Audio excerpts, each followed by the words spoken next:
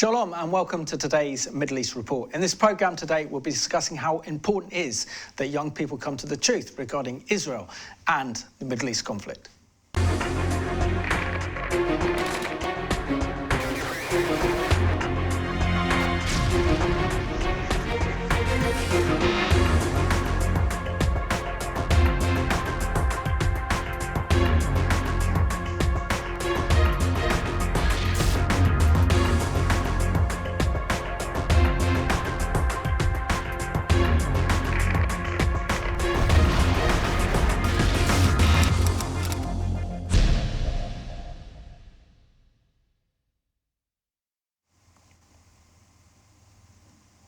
Well, welcome to the programme. My guest today is all the way from Germany. His name is Matze, but likes to be called Matze for short. Warm welcome to the programme. Thank you. And Matze, you were part of this groundbreaking documentary called The Quest for Truth, in which I interviewed both Daphne and also Andrew Cook about their documentary. But you were a participant on this documentary, weren't you? Yeah, exactly. Well, first of all, thank you for having me on the Middle East Report. Always a pleasure to talk about Quest for Truth. And in 2016, I got to be part of that amazing project. So before we start talking about the documentary, Matze, let's go back a little bit and ask about your upbringing. When did you become a believer in the Lord Jesus Christ? So I grew up in a Christian household, but it was not until my late teens that my faith really came alive and I really owned my faith. Having a Christian background, but then really starting to walk with Jesus. Excellent. And what was it like growing up as a Christian in Germany? I suppose it's a country that's really been saturated with religion for centuries, and that, in a way, very traditional aspect is now colliding with modernity, with the 21st century. So there are quite some challenges living as a Christian, but I think also a lot of opportunities, and the church is really growing in many places. Excellent. And when did you come to know the Lord Jesus? Oh, sorry, I asked you that question. So when did you come to know the Lord's heart and love for Israel and the Jewish people? So I remember when I was a teen, I really developed that keen interest in Israel. So really curiosity about politics, the whole region really, the Middle East, the geopolitical landscape. So that was really one aspect politically. I remember at school in Germany, it wasn't a central theme. We might talk about that a bit later, education in Germany and Israel. And in my late teens then, when kind of my faith really came alive, that also prompted really a journey of discovering what is actually the role of Israel. Are they just a bunch of nomads that meander through an obscure desert in the dim and distant past, or is there still a plan for them? So that was really a journey of discovering. So can you share with us how you became, the story behind how you became involved in being a participant on the Quest for Truth? Yeah, so really that political interest and then the spiritual side prompted my first visit to Israel. And on the back of that visit, I was connected with Daphne and Andrew Kirk, who organized Quest for Truth. And things just started happening very quickly, and suddenly, you know, you were facing a camera and talking about the conflict. So, excellent. Yeah. So let's remind ourselves of this groundbreaking documentary about the Arab-Israeli conflict known as The Quest for Truth.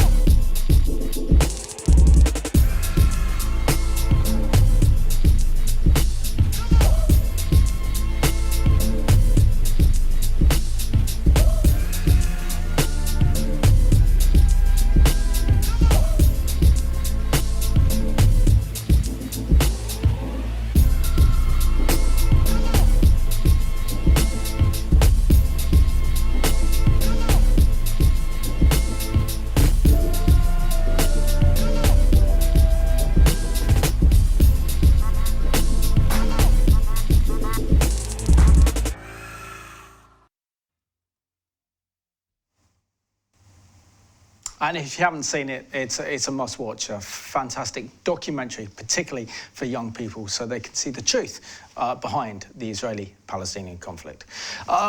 Matze, you're involved in this kind of groundbreaking documentary that starts off really almost as if it's kind of perception of a mainstream narrative perception of the conflict, which pretty much favours the Palestinian position. Then you're part of a large group of international millennials around your own age, and then you explore the truth for yourself. What were the key components that you wanted to be involved in this project? Great question. So when I met the Kirks, they explained the whole project and what their plan with it was, and I said I have to be a part of that because I really want to meet the people on both sides, listen to their stories, not just get the filtered account in the media, but really talk to people from all walks of lives, the grassroots people, and then religious leaders in the West Bank, in Israel, political leaders as well. So it was that amazing package, and really something I've never come across before as such a project. So prior to your first visit to Israel, what was your perception of Israel? I know that you had a keen interest in Israel from a geostrategic viewpoint, and then obviously a biblical one developed later, but what was your initial perception of Israel?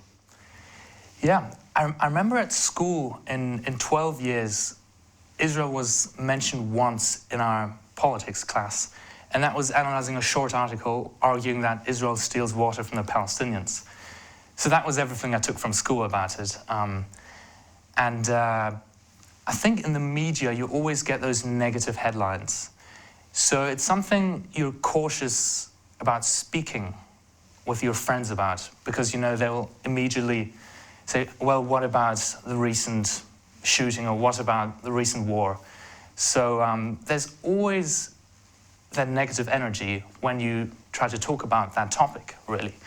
And I was just so keen to explore in depth, not just to see black and white, but to all the different facets involved: topography, history, religion, and so on. Now, in April 2016, before you were involved in the documentary, you really felt the Lord's protection over your life, and this is when that you could have been one of those passengers on that bus that was attacked by Palestinian terrorists that dates back to April 2016. Can you share with us the reality that you faced being in Jerusalem, knowing that a terror attack can happen any moment? Yeah. It's thinking back to that is very emotional, because being close to such a suicide bombing doesn't leave you unaffected. And it's certainly walking around the city and really living there, on the one hand makes you rely on God more and more. So you pray when you walk through the streets, pray for protection, to be at the right place at the right time. Specifically in that case, it was all the more shocking because the terrorist was just my age. So about 19, 20 at the time, a student at university, and then you see, why on earth would he just blow himself up? So let's have a look at this news report that dates back to April 2016 regarding this horrific terrorist attack that took place in Jerusalem. Israeli police have confirmed a small bomb exploded on a bus in Jerusalem on Monday during the evening rush hour. Eyewitnesses have said the vehicle, which was empty, caught fire and exploded as a second bus was nearby, injuring at least 15 people, at least 2 seriously. Police at first said the incident bore all the hallmarks of a militant attack, and their initial fears have been confirmed. The bus was travelling to Hebron at the time of the explosion, which eyewitnesses described as large. Both vehicles caused traffic chaos as they burned in the middle of the busy road until fire crews could put them out. No one has yet claimed responsibility. Attacks on buses were common in Israel in the early 2000s when they were a target of choice for Palestinian extremists, but have been all but eliminated after Israel tightened security and began building its concrete wall around Jerusalem. And this is a reminder that these things sadly happen in Israel. Thankfully, not as much as they used to, but a sad reminder to us all of the need to be vigilant and also pray for the peace of Jerusalem. Matze, we saw there that news report of what happened. I mean, I had a similar situation where a friend of mine was murdered at the Hebrew University of Jerusalem. She was in charge of organising a tour for a group of Americans to study at the Hebrew University of Jerusalem, and a bomb went off in the cafeteria there, the Hebrew U, killed her and also a few other tour members who were getting ready to study in Israel for a year. So sadly, terrorism is something that's not new to Israel. But how do you feel now, reflecting back on that before you embarked upon the documentary? I mean, what was your viewpoint when it came to looking at the other side, for example, the Palestinians? Well, first of all, I'm very sorry about your loss. And before the documentary, it was really, I think I didn't have a complete picture. So it was seeing a report or just a headline or perhaps a Photoshop picture, who knows, that can really influence your opinion. So I wasn't really grounded in facts, in history, and so also quite open to stories, narratives that would rather favour the Palestinian viewpoint.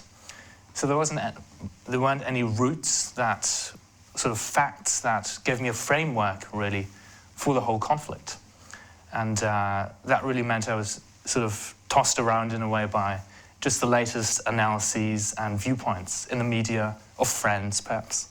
And what were your first feelings when you entered into the controlled area by the Palestinian Authority, particularly like Ramallah and Bethlehem, as obviously the documentary Quest for Truth starts here?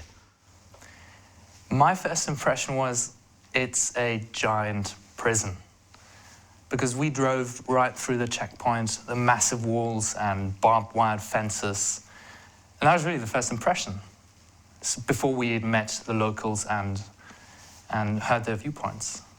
And we also saw that you met a Fatah representative, a spokesman for Fatah as part of the Palestinian Authority, to give the viewpoint of the Palestinian Authority.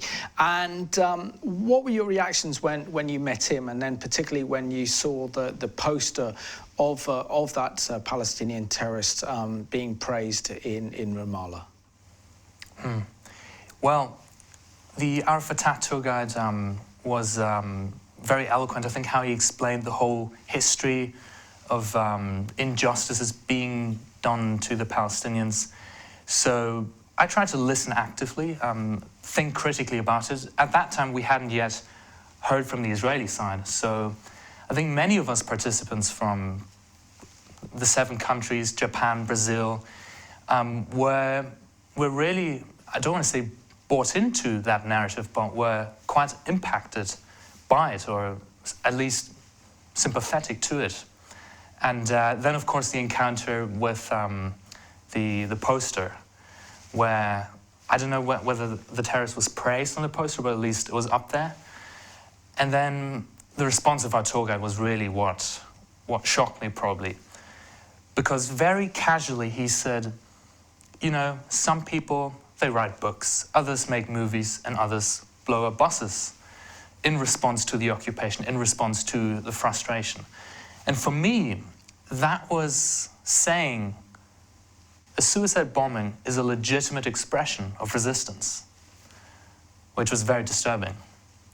So let's have a look at this crucial moment in the film, Quest for Truth.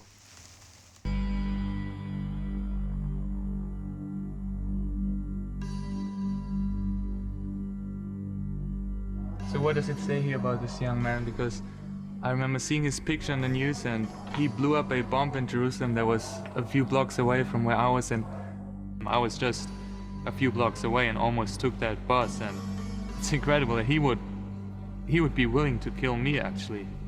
We're now in Bethlehem, and we're going to walk towards a refugee camp and meet with a representative from Fatah.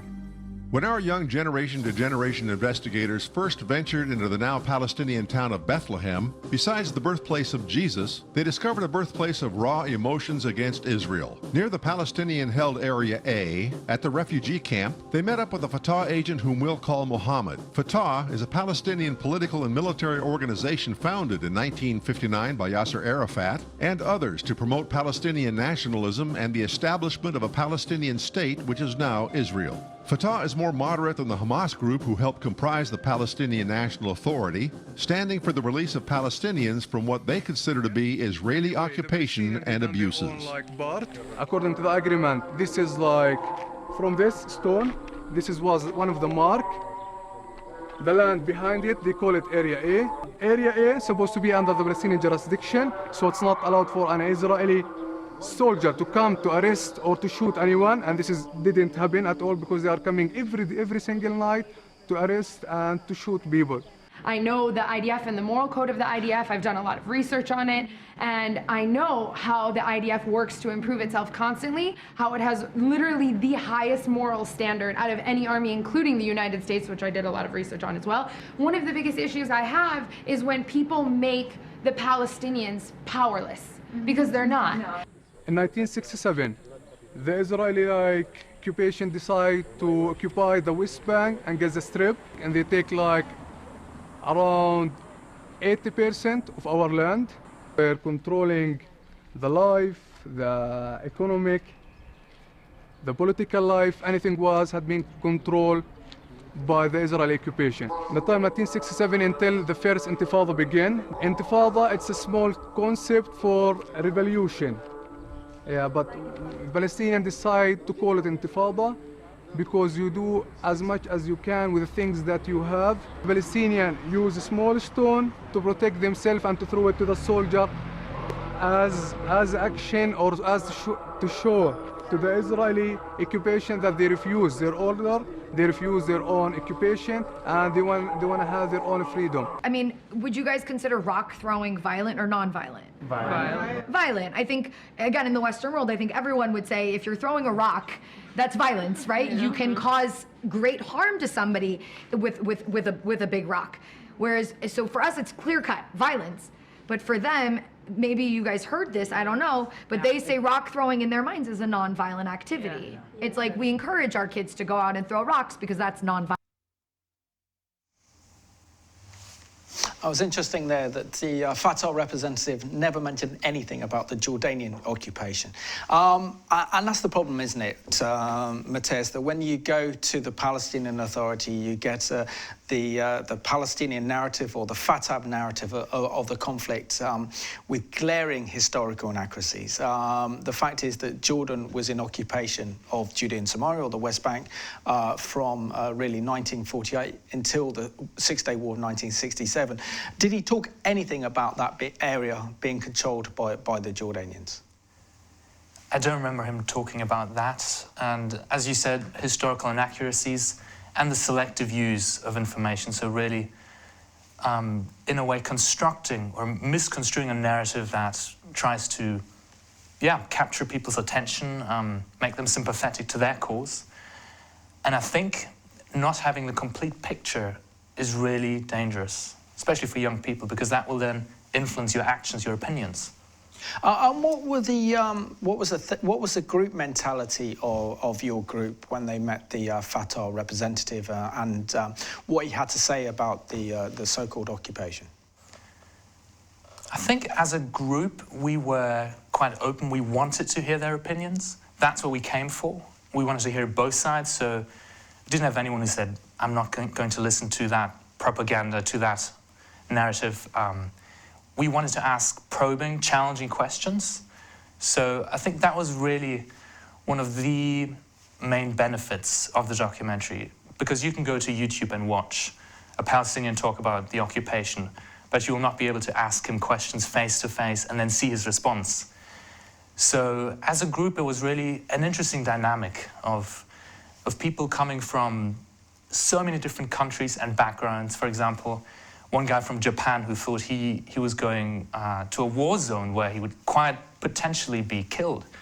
So we had that rich perspective of different backgrounds, and from those backgrounds asking questions. I think that's really what contributed to the extraordinary end product that the documentary now is. Excellent. And can you describe the sort of questions that you asked the Fatah representative? Yeah. So we were in that refugee camp in Bethlehem, a Palestinian refugee camp in a Palestinian city. So that was one aspect that really made a lot of us question what this is all about. Why are there refugees in your own city, your own people? So quite a few of us focused on that topic, asking questions. Why do you have your own people as refugees in your own city? And then really violence was a big topic. So one person actually said rock throwing is not violent, Molotov throwing is not a violent act. And that really interested all of us. What about all of that violence? How would you, seeing that you dislike the occupation, that you want to get rid of it, what are your means to do that? We were really interested in that. Do you use violence? Do you try to somehow achieve it peacefully? So just a few areas. And what was the kind of conclusion for that? Because that's a very interesting topic there. Discussion. So really what essentially I'm saying is when it came down to the kind of constantly talking about violence and constantly talking about wanting to expel Israel, it goes beyond what is known as the Palestinian territory deep into Israel.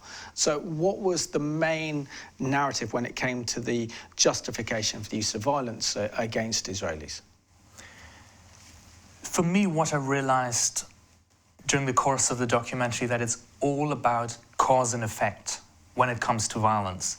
So the Palestinians would say, because there are night raids, because there are checkpoints and fences and the occupation, we commit suicide bombings, we organize riots.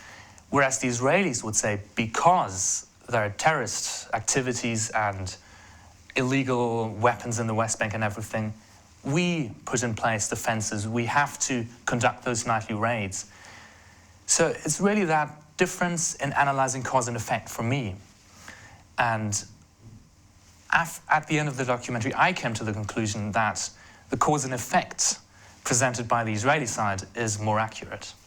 Matze, when you were listening to the spokesman on behalf of the Fatah representative of the Palestinian Authority kept talking about occupation, were you all aware, or did you question whether there was a so-called occupation? So I think many times when it comes to the Israeli-Palestinian conflict, and definitely also for us participants just in the early stages of the documentary, we sometimes just take that term for granted, not fully knowing what it implies, what it means. So we were like, sure, there are walls, there are checkpoints, the Palestinians are really not free to move and pursue their business. So we were like, yeah, occupation, right. And then later when we met Israeli analysts and political leaders, it was really a key moment, because they said occupation is a foreign entity, foreign people occupying a foreign country. And that just didn't ring true in the case of the West Bank and Israel. So initially we took that for granted, saying occupation, we've heard about it 1,000 times on social media, on the news. But then actually objectively looking at it and seeing what that term means, I think changed our viewpoints. Excellent. Also, when you're in Bethlehem, did you see Israeli flags up there? Did you see Israeli soldiers? What did you actually see? I was really surprised that during our time in Bethlehem, it was essentially like being in a proper state, because we visited the Minister for Tourism, there was a municipality, there were Palestinian flags, and all the official institutions that you would expect in any state. So no Israeli administration. We learned it's called Area A, so an area of the West Bank where the Palestinians have full control, and no Israeli soldiers, no really military presence. We learned that there are nightly raids and sometimes terrorists are captured by Israeli forces in Area A. But during our time, it was like, we're sort of in Palestine, really, just a city with its own administration. So essentially what you're saying then, if there were no Israeli troops there, if there were no Israeli flags, they had their own institutions, how can it possibly be an occupation if they have self-governance and self-rule? That's the crucial question. I think during the course of the documentary, we all gradually came to that realization. And that was the really key moment in the documentary when we visited a Palestinian pastor, Christian, with a church in Bethlehem. And then he just said, "What occupation?" And all of us were like, wait a minute, what does he mean? And that was absolutely crucial for all of us to really question that. And then realize the occupation is not what we have thought about it before. Excellent. So let's have a look now at another extract from this documentary, The Quest for Truth. This intifada stayed for 3 years. It faced by extremely violence by the soldier. Many people had been shot. So I'm wondering, how is it fair to have an armed IDF soldier with an automatic gun weapon and a 13-year-old with a Molotov cocktail? How is it fair to let these two run against each other? I would argue it's the question, right, of like this imbalance. My question would be, if that kid, why does that kid need to pick up the rock? Our army is not battling with an average Palestinian. That's not their role. Their role is to take on terrorists. And terrorists do have those weapons, and terrorists do have those capabilities of harming our soldiers. You should put them on the same level. The innocent Palestinian shouldn't be involved in those exchanges. The stone that here behind us, this memorial, for like the first part of it, it's for is like the Palestinian martyr who had been killed in the first Intifada, while they were throwing a stone to the soldier to say no for them. I remember seeing on the wall, it made me really think, like, the Palestinians are wondering why Israelis are just so cruel to them, and it's almost like a racist hatred, you know? From the Palestinian viewpoint, we've been driven out by Israel, and Israel's forces have been murderous. Israeli soldiers can come in, settlers come into our land and commit atrocities against us, and there's no justice. The Israeli viewpoint would be, listen, it's the same old story. If the Palestinians would put down their weapons, there'd be no more war. If the Israelis would put down their weapons, there'd be no more Israel. So what does it say here about this young man? Because I remember seeing his picture on the news, and he blew up a bomb in Jerusalem that was a few blocks away from where I was, and yeah. Okay, his name, Abdul Hamid Abu Sroor. He is like one of the members of my family. Abdul Hamid, he was one of the smartest kids in the camp, and he was educated, and he was studying science in Bethlehem University. Abdul Hamid decided to bomb himself after like the Israeli in February killed his own cousin and his best friend. His name is Sroor Abu Sroor. They shot him while he was going to his university. They shot him in his chest in Beit Jala. And Beit Jala, it's a village supposed to be in Area A, and it's supposed to be under the Palestinian jurisdiction, and it's not allowed for any Israeli soldier to be there and to shoot him. So as a reaction about what he's facing in his life, about the tear gas that he's smell it like every single day in the camp, the raids, and about like the way how the soldier killed his own grandfather in Lebanon. There is no many hopes for them. They were saying that that he blew himself up because he had, the month before, he lost his best friend, he lost his cousin or something. And so Did he say how or why or? Why? Because Like, they said for no reason from an Israeli sniper. Our snipers will never shoot an innocent civilian. They have a clear shot of what's going on because they're at a distance. Snipers are there for one reason and one reason only, and that's to ensure the safety of the soldiers on the ground. So our rules of engagement are super duper strict, and the idea that a sniper is going to be there picking off people just doesn't happen. Do IDF soldiers shoot innocent Palestinians? No. And how do you No, make sure? this is what happens. This is what happens. Riots will oftentimes break out. With riots, we will almost never use active bullets. We will use rubber bullets, but there are occasions where riots will become deadly. And as a result, then they will switch to live ammunition and people will get shot. However, and then the question that we now have to ask ourselves is, what is innocent? If you're throwing a Molotov cocktail at soldiers, are you innocent in that moment? Even if you're a 16-year-old kid, right? And that's where they would say, well, that's nonviolent. He was just throwing a Molotov cocktail. And so he's innocent. He's an innocent civilian. Where we would say, well, no, in that moment, you were a combatant. Each one of them decide how to resist the occupation in his own way. Abdulhamid decides to bomb himself, yes, but in the same time there is another decide to write about the occupation and to make a film about it. So every single one have done what he believed about could make change for him. I'm really shaken now to see the picture of the boy that blew up a bus in Jerusalem that I was almost on. I was a few blocks away when it happened, and to hear the story that many of his family members were actually killed in wars and by Israeli soldiers, and because of that frustration and no hope, he decided to kill others. And it can seem so hopeless at times that he would kill someone like me. One of the children who had been killed, he was 15 years old, was playing in the street. They shot him also in this street from this watchtower. You know, you talked about a 13-year-old boy, right, who was shot by, or potentially shot by an Israeli sniper. That's the story that you were told. Well, there's a ton of context missing from that story. Right. For me, I can't take that for fact. I can only take for fact, like, the evidence that I have in front of me. This is a very specific situation that if that were true, if the case were true that he was playing soccer and he was shot by an IDF soldier, I can guarantee you that this IDF soldier would be put on trial. Yeah. But why is it that teenagers are engaging in riots that become violent? Why are teenagers being put in this place? Why are their parents allowing them to go in this situation when they know that violence can erupt and that the Israeli military will respond?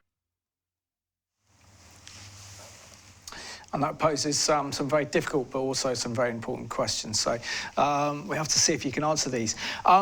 It very much seems like the young suicide bomber responsible for the bus bombing attack in April of 2016, Matze, was influenced not by a sense of so-called family members being killed or shot by the Israelis, but more the fact of the Palestinian society and the glorification of terrorism, the incitement to violence within the Palestinian Authority. I mean, when you were there, how much of that did you actually see? I think as an international group with a film group coming from America and everything, that is not what the Palestinians are going to tell you very openly. I remember the governor of Bethlehem actually said, we absolutely categorically reject violence and don't teach our kids to engage in violent activities. But we later learned that that is far from the truth. So during our time in Bethlehem, we saw the graffiti on the wall. We saw that really the violence is just something that's omnipresent, really. So when you walk through the streets, you will always see some pictures, whether it's someone throwing a rock or a grave with a Palestinian flag and an Israeli soldier. So it's ever present in a way. And then later on we learned that it's actually also present in schools, in kindergartens even, that there are summer camps where Palestinian kids actually train or have sort of shows killing Israelis, which was very, very sobering, thinking that the young generation is indoctrinated, that hatred. And when you went back over to the Israeli side, could you think a little bit more clearly about the situation, about what you experienced visiting and speaking leaders within the Palestinian Authority in Bethlehem and Ramallah, and how did that compare to Israel compared to the Palestinian culture? Yeah. So crossing from the Palestinian side to the Israeli side, staying in Tel Aviv and Jerusalem, going to various places, really, I think, connected the dots. So a lot of the things that we had spoken about previously suddenly made sense, were put in its proper context. And the diversity of people we met with, from Stand With Us, an organization that really aims to educate young people like myself, to rabbis, to various political leaders. It was really, I think, a richness of perspectives which challenged what we'd heard in the Palestinian narrative. We also got to ask the Israelis the tough questions, so saying, in Bethlehem, we heard that you shoot innocent children. And that was just the clip we watched. So it was really engaging with both sides and then forming our opinions based on that. And what was the Israeli response to that question? Because Israel is often accused of shooting innocent Palestinians without any kind of prior context to it. Absolutely right. That seems like the favorite headline of the mainstream media. Palestinian kid killed by IDF soldier. We actually met with former IDF soldiers and a major in the Air Force and got to ask them the question. So how do you actually operate? Do you have moral guidelines, an ethical code? So we heard firsthand from them that how strict their rules of engagement actually are, and that they risk their own lives to protect Palestinian lives, really, when they operate in West Bank territory, in Gaza. So that was, I think, extremely important for all of us, to really get to ask those people who were actually on the ground conducting those missions. And yeah, being able to sit down with an IDF soldier and then saying, does that correspond to reality? The news headlines. That was key. Which I think is a very, very important question, because we don't see our mainstream media ask those type of very, very important questions. Why do you think our mainstream journalists don't ask the same sort of questions that you asked of the IDF? Great question. Depends on, I suppose, the newspaper, what agenda they have, what they try to represent. And it's interesting, I have to say, the Israelis always say the news is really controlled by the Palestinians. Everything you hear will be the Palestinian narrative. Whereas the Palestinians say the Israelis control the media, especially in the States. So it's that tension between those two groups. But absolutely right what you said, in the mainstream media, that there seems to be that consistency in not showing the full picture. And I think in general, mainstream media really does not treat the conflict with the in-depth analysis it deserves, which means reading a book, subscribing to a renowned think tank. That's what I try to do to inform myself. And it's just really being willing to expose yourself to viewpoints that will challenge you. It's quite interesting. Social media is obviously very, very big in my generation, the millennials. It's what we do day and night, really. And my concern is that more and more we are just in an echo chamber. And that is because of social media algorithms. So it means there are some technologies in place that will filter what will show up in my feed on Facebook, for example. And how they do it is that only the things with a high likelihood that I will like them will show up. And I think that's probably psychological background, that we love to see what confirms our previously held opinions. And I think really my generation, we have to pop that filter bubble and expose ourselves to different views. What is the challenge facing the millennial generation when it comes to the Israeli-Palestinian conflict? As a young person, how do you get your news and information regarding Israel and the Middle East? Well, I try to speak to a lot of my local friends, both Palestinians and Israelis. I try to read books from both sides, really, and then think tanks, I think, are a great way. So I get emails by think tanks that I subscribe to. But as you rightly said, there is a huge challenge for my generation, I think, regarding that conflict. Because, 90-second Facebook videos, that's, I fear for many people, their main source of information. And I think my generation, really, we have we place an emphasis on social justice. We really do care about injustices around the world. And I think that's because we've been sensitized to those various conflicts, instant news around the world. So seeing a picture of an injured Palestinian or even a killed Palestinian will really lead to a strong emotional response in many cases, as opposed to objectively sitting down and trying to shed light on the situation from a very broad perspective. When you met, say, Israelis of the same age group as you, and also Palestinians the same age group, what were the major differences between the two, would you say? Well, one thing they have in common, I think, from my experience, is that there's a fear of the other side. And I think that fear is absolutely paralyzing. So I've met, for example, an Israeli soldier my age just on a bus, and he said he works or is positioned at a checkpoint but has never spoken to any Palestinian. He thinks they're going to lunge at him every moment with a knife.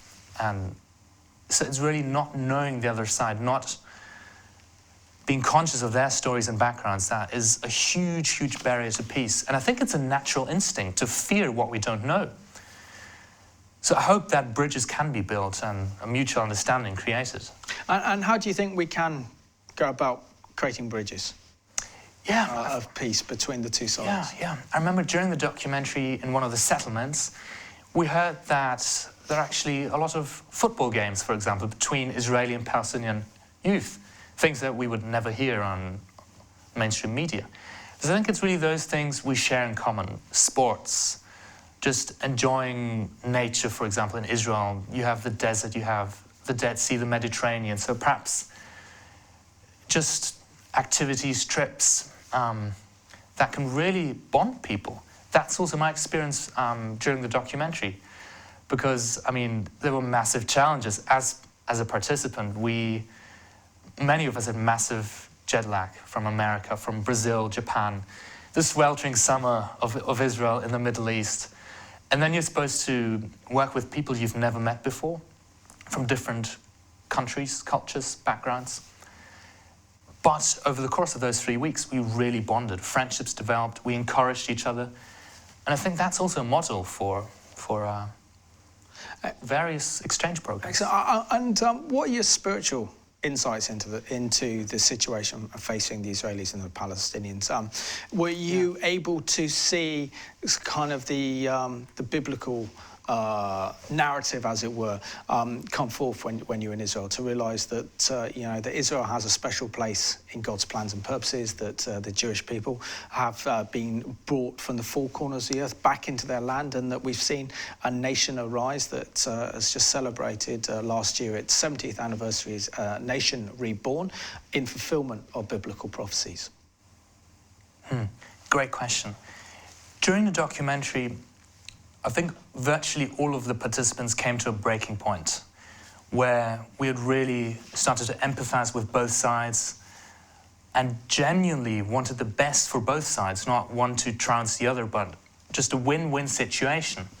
But we realized that the two sides coming together and smoking the peace pipe is a pie in the sky. It's not going to happen. And that really created despair. And at that point, we started introducing the spiritual dimension, as you rightly said, and that changed everything. It made us understand there's a vertical dimension, not just the political strife and conflict. It put everything in a whole new light. We met with Palestinian Christians, with Messianic Jews, with Christian leaders, and for me personally, made me understand Israel is that place where ancient past meets prophetic future, and that God has an amazing plan and purpose for his people, the Jewish people. And that because of that plan there's a lot of opposition, but that one day he will actually fulfill his plan. So that gave all of us hope. I think otherwise the documentary might have ended in us just, boarding our flights back home, totally shattered and despairing. So No, interesting. What message would you have for millennial Christians watching this program that maybe know nothing about Israel, consider that Israel is a nation for old people, which is completely not true, because it's a completely young, dynamic and vibrant nation. So what message have you got for your age group that maybe don't have an understanding of Israel and why they need to visit Israel and see Israel for themselves?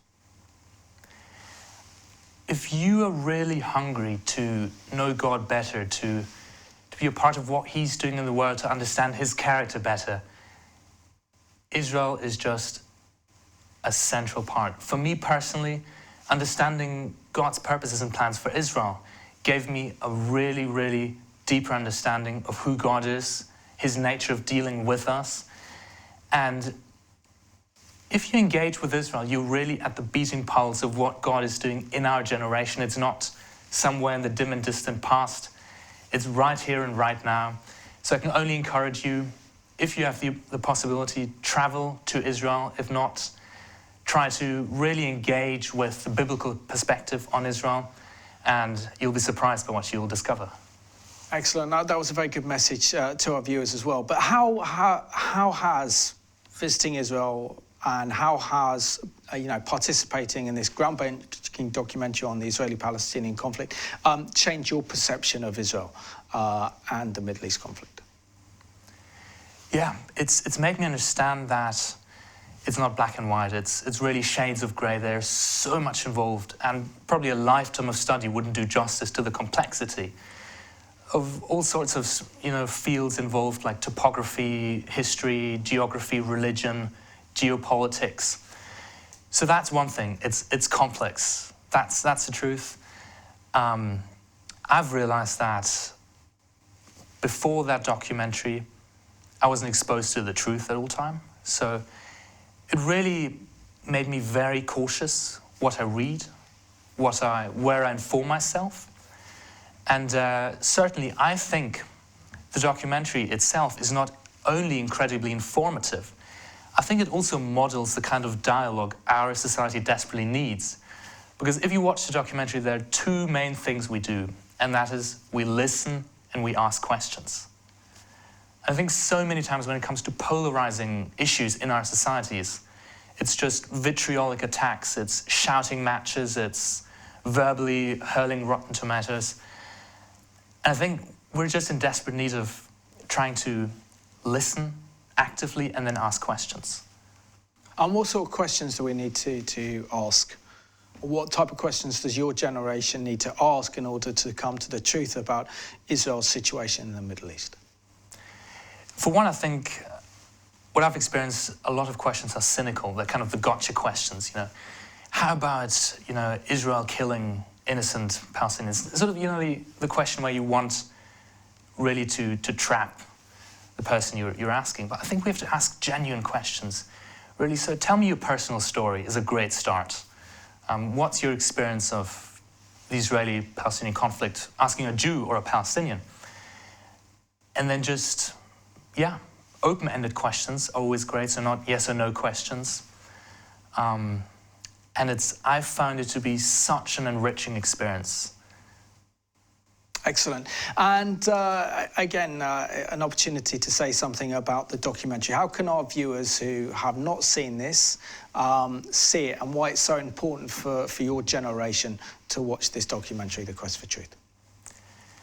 Yeah, if I address my generation now, it's just we, the participants, are just part of you. We went there without any agenda, without any media bias or anything.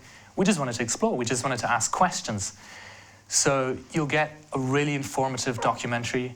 You can find it on YouTube, on our website, questfortruth.org. And I hope that it will really trigger discussions, challenge your viewpoints, and give you really a more balanced view of the whole conflict. Matze, I just want to thank you so much for being my guest on today's Middle East Report, and thank you for inspiring your generation to understand the truth of Israel and the Middle East conflict for themselves. Thank you, Simon. It's been an absolute pleasure. And I just want to thank you for watching this programme. Can I encourage you to really go and watch this documentary if you haven't seen it, The Quest for Truth, produced by Daphne and Andrew Cook. It's a superb documentary that is specially designed for young people who are so brainwashed by social media, by our mainstream media, so they don't get a clear perspective of what's happening in Israel and the Middle East today. So I just want to thank you for watching today's Middle East Report.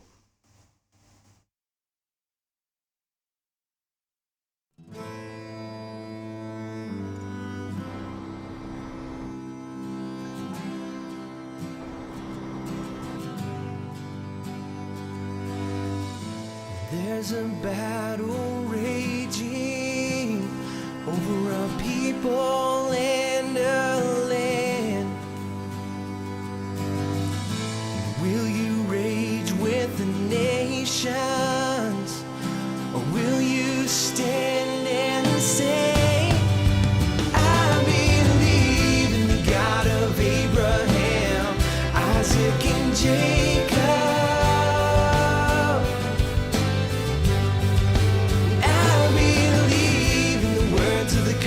Spoken many years ago, and I believe in the God of Abraham, Isaac and Jacob, and I believe in the words of the covenant spoken many years ago.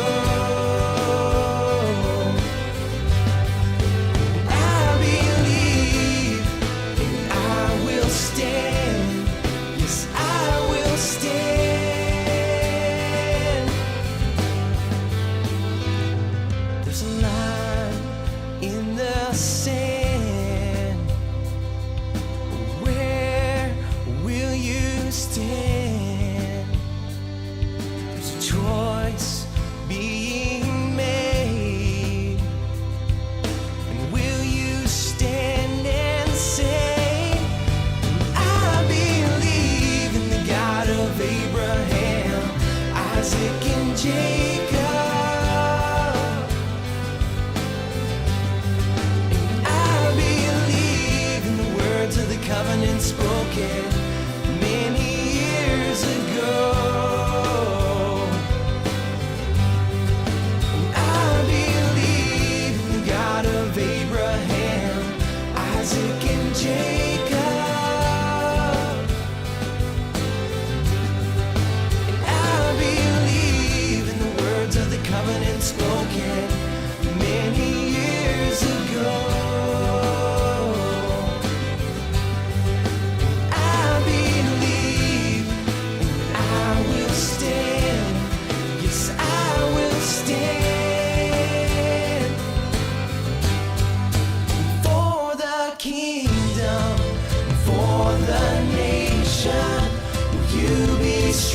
I believe in the covenant with Abraham, Isaac, and Jacob. For the kingdom, standing here for the nation, is a place that you be strong. God talked with Abraham, Yitzchak, and Yaakov. For the kingdom, He said, for the nation, here is the land of the Hebrews.